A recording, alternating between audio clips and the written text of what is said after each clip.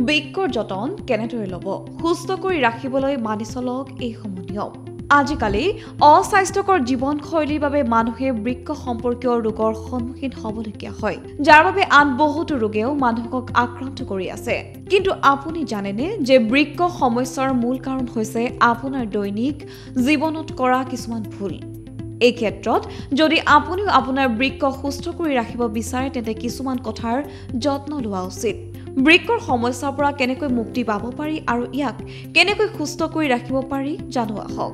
1 ঔষধ খোৱাৰ পৰা বিৰত থাকক বেছিভাগ মানুহৰে এটা অভ্যাস আছে যে সামান্য অসুস্থতাতে ঔষধ খাবলৈ আৰম্ভ কৰে কিন্তু আপুনি জানেনে ই আপোনাৰ বৃক্কত অতি বেয়া প্ৰভাৱ পেলাব পাৰে কাৰণ এই ঔষধে কিডনিৰ ক্ষতি সাধন কৰাৰ কাম কৰে গতিকে চিকিৎসকৰ পৰামৰ্শ অবিহনে ঔষধ গ্ৰহণ নকৰিব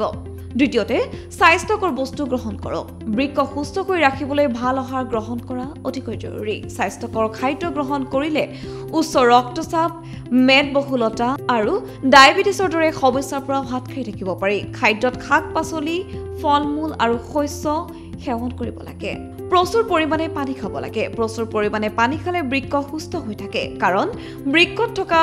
বিষাক্ত পদাৰ্থবোৰ পানী খোৱাৰ দ্বাৰা বাহিৰলৈ ওলাই যায় যাতে আপোনাৰ পাথৰ বা বৃক্কৰ সংক্ৰমণৰ দৰে সমস্যা নহয় যিকোনো ধৰণৰ ড্ৰাগছৰ পৰা আঁতৰি থাকক ধূমপান কৰিলে বৃক্কৰ ক্ষতি হয় এনে সময়তে মদ সেৱন কৰিলে বৃক্ক সঠিকভাৱে কাম কৰিব নোৱাৰে এনে ক্ষেত্ৰত যদি আপুনি কিডনিৰ সমস্যাৰ পৰা আঁতৰি থাকিব বিচাৰে তেন্তে তৎক্ষণাৎ ধূমপান বা মদৰ পৰা নিজকে আঁতৰাই ৰাখিব লাগিব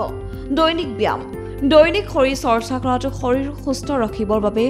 অন্যতম বা উত্তম উপায় বৃক্ক সুস্থ কৰি ৰাখিবলৈ দৈনিক 30 মিনিট ব্যায়াম কৰিব লাগে ইয়াৰ উপৰিও ই ডায়েবেটিছ আৰু হৃদৰোগৰ অভিযোগ কমায়